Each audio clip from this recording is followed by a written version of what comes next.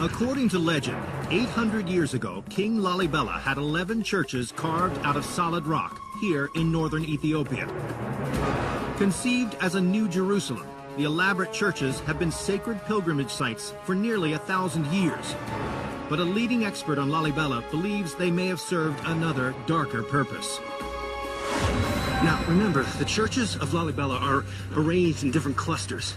Those down in that area are more for typical religious purposes. But these over here, closer to us, these look a lot more like fortresses.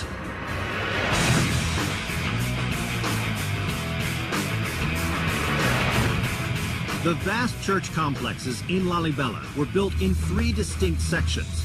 The areas I had already seen with Lalibela expert Fukru were clearly designed and built as places of worship. But it seems as if some of the 4 churches at the southeast end of the complex were built centuries earlier, not to welcome pilgrims, but to withstand a siege. One of the clues is a tunnel system that connects the southeast cluster to the rest of the complex. Look at this tunnel going straight down here. There's a debate whether this is military or not up here, but it sure has the look of it.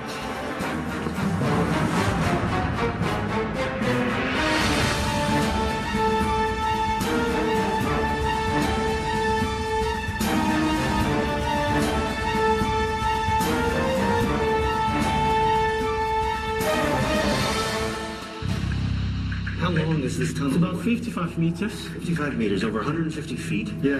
And connecting through to here. To this way. Yeah. In ancient times, I mean, these underground passages provided a perfect defense, because if you were being attacked, the army attacking you would have to come in single file. So it would break down the attacker to one man at a time. Much easier to defend. The long tunnel system in the southeast cluster leads to the Gabriel and Raphael churches, which are completely surrounded by a hand-carved trench ranging from 15 to over 50 feet deep. So this looks like a defensive wall. I mean, this is carved out, right? And this goes all the way to the other side too. And this waterway here would have been like a moat. Yeah, this is like a moat, or you can say it's like drainage. Uh-huh. Flows all the way down. You can... Yeah, perfect defense posture here. In the 12th century, when King Lalibela built his new Jerusalem in the remote mountains of Ethiopia, his Zagwe kingdom was relatively isolated from the turmoil gripping the Holy Land of Jerusalem, 1,400 miles north. But 500 years earlier, in the 7th century, Arab armies were on the march to the north, and internal strife was crumbling the once great Aksumite Empire who ruled here. And it seems as if some parts of the southeast cluster were built in that turbulent time. This looks like a drawbridge. So far, I mean, the main access or entrance of the church has not been discovered yet. So this is the only access that we have to go in. Like a medieval castle, this church only has one way in, a bridge 50 feet up, another clue pointing to military origins. And like a fortress prepared for a long siege, it may also have had its own water supply. My Lord, how deep is this thing? That's really very deep. Even has got, you know, like water cistern underneath. Yeah, that's what that is? In the rainy season, this cistern could collect enough water to last the people here for months. If this was as much a fortress as a church, then that could have been a water supply for a siege. Yes, it could be for the church or for fortifications. So we don't know exactly what it was. But it's totally unique. Other churches don't have Different it. from the others. So what we have from the other church is just holy water, not like as water cistern in here. Makes you wonder, huh? Today, the only access to the cistern is 50 feet below the churches in one of the numerous water channels that snake through the entire site. Ah, this is so cool. All right, so keep in mind, this is the dry season we're in here. Rainy season, we can't walk through here. This would be all full of water. Most of the year, this is an arid region where water can be more precious than gold. But in the rainy season, sudden storms could wreak havoc with flooding.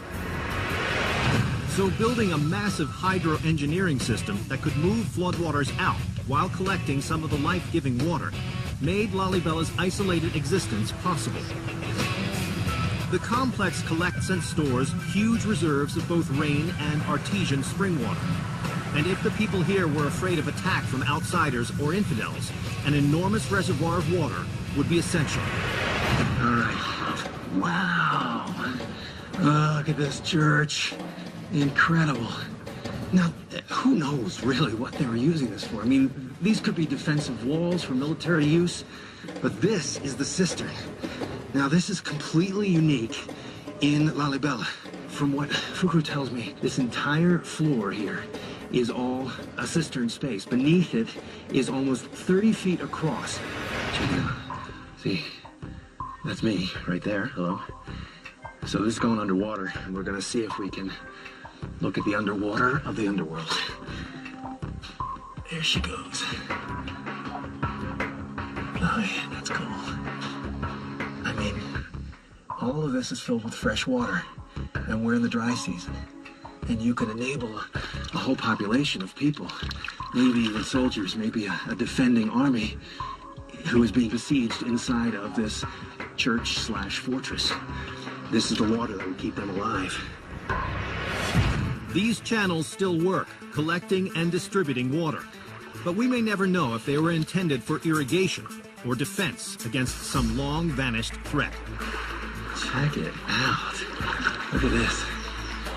All these strange spaces. This is a river channel, also hand-carved, rock-hewn.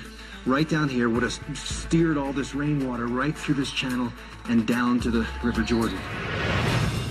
Everything seems to be speculation in this place. Because the records are gone, rock can't be carbon dated. No one knows. I mean, Lalibela, still a total mystery.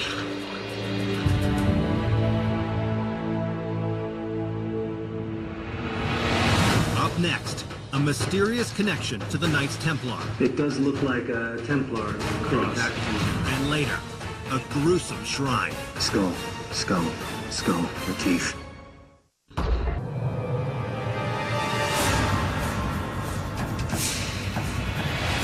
In the time of Jesus Christ, while the Roman Empire was spreading across the world, there was another mighty empire on the rise, the Axumites of Ethiopia. I'm heading to a mountainous region, more than 300 miles north of Addis, to the city of Axum. Now a small farming town, it was once the rich capital city of a mighty empire that dominated much of northeastern Africa for 600 years. Tradition has it that the Axumite kings traced their lineage back to King Solomon, and even claimed that his son brought the Ark of the Covenant, at the time a Jewish relic believed to have mysterious powers, to Ethiopia in the 10th century B.C. The Axumites' link to King Solomon, as evidenced by their exclusive claim to the Ark of the Covenant, did two important things. One, it helped give their kings legitimacy to the throne. And two, it helped create an entirely singular, unique brand of Christianity. Now, some of the only clues left of this one-time world power are located right across the street in a field of obelisks and inside the mysterious tombs of the lost empire. I'm meeting with a guy named Mulaburahan Brahana. He's one of the best experts in this area on the relatively unknown history of the Axumite Empire. Mulaburahan? Hi, Dan. Nice to meet you. You too. So this was the center of the Axumite Empire? Yes. Like Egypt, Axum was one of the ancient world's great empires for 600 years. From the 1st century AD to the 7th century AD, they mastered major trade routes between India and the Mediterranean and across the Red Sea, exporting luxury goods like ivory, spices, and gold. Proof of the Axumites' wealth and power is here, a field of over 120 towering obelisks, including the largest monolithic stone in the ancient world, the grave markers of Axumite royalty. Erected sometime in the 400 years after the birth of Christ, they weigh up to 500 tons, and each was cut from a single stone and hauled here, some say by elephants, from miles away. So these monuments, these obelisks, are massive. Why are they here? They are here to mark tombs for the royal family. Okay. Rising up to 80 feet, each stone was typically supported by a foundation measuring roughly 10% of its total height and bolstered on two sides by gigantic horizontal stones. Surrounding the central foundation are several underground rooms used to entomb the dead and seal away incredible riches.